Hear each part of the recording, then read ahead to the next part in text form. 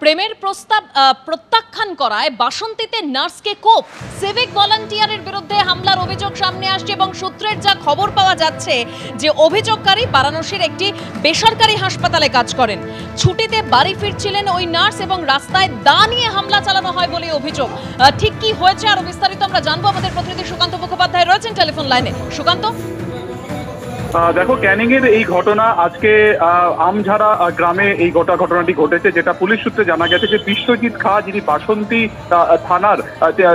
থানার যিনি হচ্ছেন সিভিক ভলেন্টিয়ার, তিনি এই ঘটনাটি ঘটান। আজকে বেনারস থেকে ফিরেছিলেন এই তরুণী। তিনি মূলত সেখানে একটি বেসরকারি হাসপাতালে নার্সিং এর কাজ করতেন এবং আজকে তিনি যখন বাড়িতে ফেরেন তার সঙ্গে তার ভাই ছিল এবং ঘটনাটি ঘটে বাড়ি থেকে কয়েকশো মিটার দূরে। সেই জায়গাতে আগে থেকে অপেক্ষা করছিল বিশ্বজিৎ খা এবং যেটা পুলিশ সূত্রে জানা যাচ্ছে যে বেশ কয়েক মাস ধরে একাধিকবার প্রপোজাল দিয়েছিল, প্রেমের প্রস্তাব দিয়েছিল এই সিভিক ভলেন্টিয়ার এই তরুণীকে, কিন্তু বারবারই তরুণী তাকে অস্বীকার করছিলেন এবং তককে ছিলেন যে কবে তরুণী বেনারস থেকে বাড়িতে ফেরেন। এবং এরপরে যখন তিনি আজকে বাড়িতে ফেরেন তখন একেবারে ধারালো অস্ত্র দিয়ে গলাতে এবং আরো একাধিক জায়গাতে কোপ দেয় এই বিশ্বজিৎ খা। এবং সেই সময় মেয়েটির ভাই যিনি ছিলেন তিনিও প্রতিবাদ করার চেষ্টা করেন, তাকে একই রকম ভাবে কিন্তু কোপ দেওয়া হয় এবং পুলিশে ইতিমধ্যে একটি কমপ্লেন করা হয়েছে। সব মিলিয়ে গোটা ঘটনার জেরে যথেষ্ট আতঙ্ক রয়েছে। কিভাবে এই বিশ্বজিৎ খা আগে থেকে রাস্তাতে দাঁড়িয়েছিলেন গোটা বিষয়টি খতিয়ে দেখা যায়। অর্থাৎ সব মিলিয়ে প্রেমের প্রস্তাবকে প্রত্যাখ্যানকে কেন্দ্র করেই ঘটনা নাকি নেপথ্যে অন্য কোনো কারণ রয়েছে, গোটা বিষয়টি খতিয়ে দেখছে কিন্তু স্থানীয় পুলিশ। ধন্যবাদ সুকান্ত। গতকালই আপনারা জানেন হুগলিতে একজন নার্সের রহস্য মৃত্যু হয়, তার ঝুলন্ত দেহ উদ্ধার হয় এবং দেহ ময়নাতদন্তের জন্য কলকাতায় পাঠানো হয়েছে। শ্রীরামপুর হাসপাতালে ময়নাতদন্ত না হওয়ায় উত্তেজনা ছড়ায়।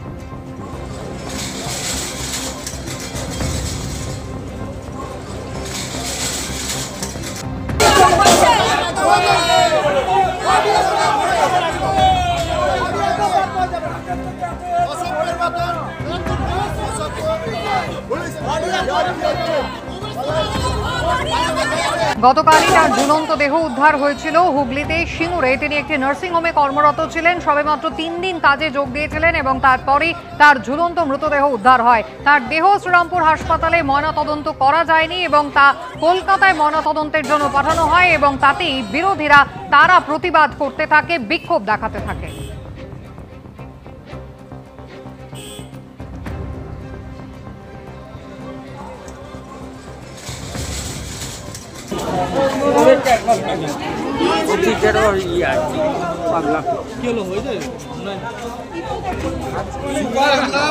আপনি আসুন, দেখবেন সুপার ভেতর থেকে তালা লাগিয়ে দিয়েছে। হ্যাঁ, ওইটাও দেখি ফোন করলো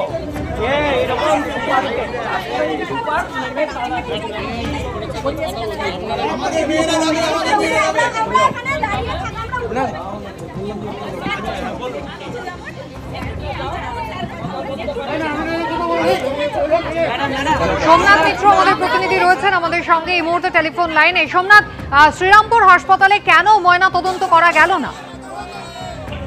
দেখো, যে নার্সের ঝুলন্ত দেহ উদ্ধারের ঘটনায় আজকে শ্রীরামপুর হাসপাতালে সেখানে কিন্তু তার ময়নাতদন্ত হওয়ার কথা ছিল এবং হুগলি জেলা গ্রামীণ পুলিশ সূত্রে গতকালই যেটা আমরা জানতে পেরেছিলাম যে পরিবার যেমনটা দাবি করেছিলেন এই ময়নাতদন্ত যাতে যথাযথভাবে হয় এবং ভিডিওগ্রাফি সহযোগী হয়, সেই কারণেই কিন্তু শ্রীরামপুরে এক্সিকিউটিভ ম্যাজিস্ট্রেটের উপস্থিতিতে এবং ভিডিওগ্রাফি সহকারে তার ময়নাতদন্ত হবে এমনটাই কিন্তু পুলিশ জানিয়েছিলেন। সেই জন্য আজ সকাল থেকেই কিন্তু এলাকায় প্রচুর পুলিশ বাহিনী মোতায়েন করা হয়েছিল, কিন্তু পরবর্তীতে দেখা যায় যে তার দেহ নিয়ে যাওয়া হচ্ছে কলকাতায় এবং এই তার দেহ কলকাতায় নিয়ে যাওয়া হচ্ছে এবং পুলিশের তরফ থেকে জানা যায় যে কলকাতা মেডিকেল কলেজে তার ময়নাতদন্ত হবে। এই কথা যখন সামনে আসে এবং তার মৃতদেহ যখন অ্যাম্বুলেন্সে করে নিয়ে যাওয়া হচ্ছিল তখন ওখানে উপস্থিত স্থানীয় মানুষজন এবং সিপিএম এবং বিজেপির যে সমস্ত সমর্থকরা ছিলেন তারা কিন্তু কার্যত বিক্ষোভে ফেটে পড়েন, তারা গাড়ির সামনে শুয়ে পড়েন, পুলিশের সঙ্গে কার্যত তাদের ধস্তাধস্তি বেঁধে যায়, একজন ধুমধুমার পরিস্থিতি তৈরি হয়। এই ঘটনাকে কেন্দ্র করে শ্রীরামপুর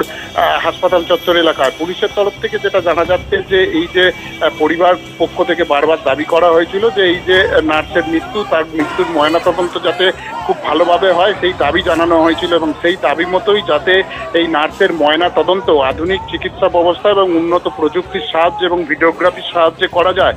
তাই সর্বদিক থেকে তার ময়নাতদন্ত যাতে কোনো ফাঁক না থাকে তার জন্য কিভাবে আরো ভালোভাবে তার ময়নাতদন্ত করা যায় সেই কারণেই কিন্তু তার মৃতদেহ কলকাতায় নিয়ে যাওয়া হয়েছে, এমনটাই কিন্তু পুলিশ সূত্রে জানা গেছে। আর এই মৃতদেহ যখন নিয়ে যাওয়া হয় কার্যত সেই সময় কিন্তু একদম উত্তেজনা চরমে ওঠে। তারা সেখানে যে সমস্ত কর্মী সমর্থকরা সিপিএম এবং বিজেপির উপস্থিত ছিলেন তারা কিন্তু কার্যত বিক্ষোভে ফেটে পড়ে।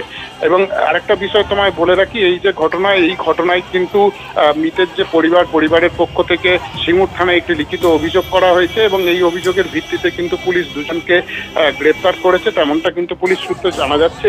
সুবীর ঘোড়া যে নার্সিংহোমের মালিক তাকে কিন্তু পুলিশ গ্রেপ্তার করেছে এবং রাধা গোবিন্দ ঘটক পূর্ব মেদিনীপুরের কন্টাই থেকে তাকে গ্রেপ্তার করা হয়েছে এবং মৃত যে নার্স তার প্রেমিক এমনটাই কিন্তু পুলিশ সূত্রে জানা যাচ্ছে, তাকে গ্রেপ্তার করা হয়েছে। আজকে তাদের চন্দননগর মহকুমা আদালতে তোলা হলে 10 দিনের পুলিশি হেফাজতের নির্দেশ দিয়েছে এবং এদের পুলিশি হেফাজতে নিয়ে তদন্ত করে এবং জিজ্ঞাসাবাদ করে এই ঘটনার আরো গভীরে যেতে চাইছে হুগলি জেলা গ্রামীণ পুলিশ।